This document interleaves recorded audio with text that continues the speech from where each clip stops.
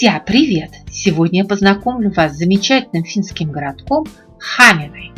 Хамина – городок, расположенный в 100 километрах от Выборга в сторону Хельсинки. Ухоженные тихие улочки Хамины сохранили атмосферу Финляндии позапрошлого века. Хамина, как и Котка, расположена на побережье Финского залива, что создает все условия для отличной рыбалки. Статус города поселение получило только в 1635 году, а с ним и новое название – Векеласнюста, что в переводе с финского на русский означает не что иное, как новый город Вехкалати. Однако это название задержалось менее чем на 100 лет. В 1721 году, согласно Ништадтскому договору, разрушенной в войне между Россией и Швецией, городок отошел молодому шведскому королю Фредерику I. И в 1723 году в его честь назван Фредериксхамн. Правда, новое название оказалось таким сложным, что финны сами переделали его на более простое – Хамина. Крепость Хамины была традиционно построена в виде звезды на основе круга и укреплена 3-метровым земляным валом. На конце этой звезды расположены оборонительные бастионы. Их всего 6, и они были названы в честь основных финских городов-крепостей – Савонлина, Хамина, Турку, Хельсинки, Лапинранта, Hämeenlinna. Сегодня в сохранившихся бастионах расположились военные музеи, которые стали достопримечательностью города, а в центре этой архитектурной композиции, выдержанной в стиле итальянского ренессанса XVI века, находится городская ратуша, о которой также следует рассказать отдельно.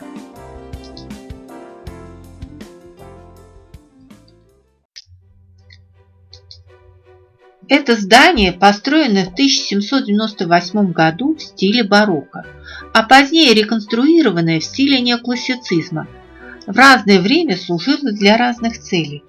Ратуша была помещением для размещения и административных учреждений, и банков, и магазинов, а в отдельные периоды служила в качестве тюрьмы и место гауптвахты гарнизона крепости. Сегодня здесь расположилась мэрия города, а само здание стало несомненной городской достопримечательностью. Кстати, на ратуше находятся старинные городские часы, которые бьют каждый час и до сих пор еще заводятся вручную.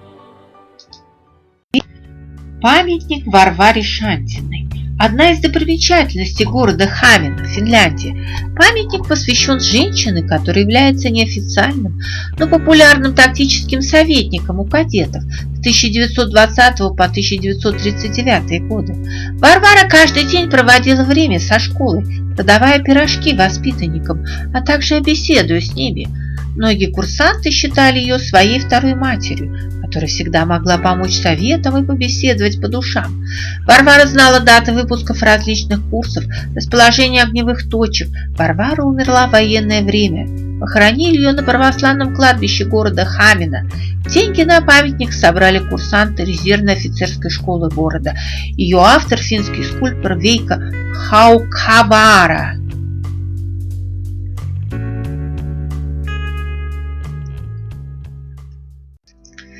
Спа-отель Хамина. Мы в этом отеле провели 2 ночи. Этот отель находится в центре города Хамина, в 10 километров от горнолыжного центра Уупери и в 40 километров от границы с Россией. Услугам гостей спа-салон с плавательными бассейнами, гидромассажной ванной, холодным бассейном, гидромассажными каскадами, саунами, тренажерным залом. Светлые современные номера спа-отеля Хамина располагают телевизором, мини-баром и собственной ванной комнатой с душем и феном. Во всех номерах есть мини-бар и фен. Некоторые номера оборудованы кондиционером. Ежедневно в отеле сервируют завтрак, а пообедать и поужинать можно во многих близлежащих ресторанах.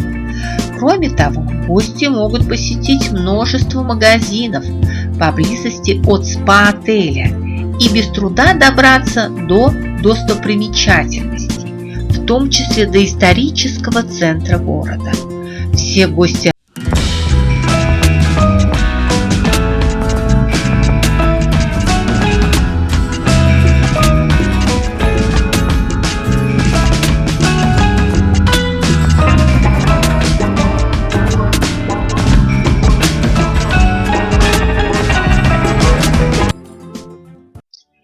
Еще одна действующая церковь в городке – это лютеранская церковь святого Иоанна, построенная архитектором Энгелем в стиле неоклассицизма в середине XIX века и вмещает около 500 человек.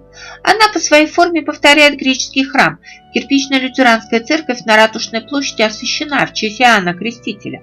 В церкви установлен 26-регистровый орган, а рядом с ней находится еще одна достопримечательность городка – мемориальный камень, который свидетельствует о том, что именно на этом месте в 1809 году в служебной квартире коменданта крепости был подписан знаменитый Хаменский мирный договор.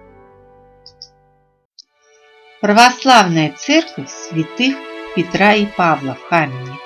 Однако, кроме достопримечательностей военной тематики, в крепости сохранились здания, представляющие духовное наследие и историко-культурную ценность. И прежде всего это православная церковь святых Петра и Павла.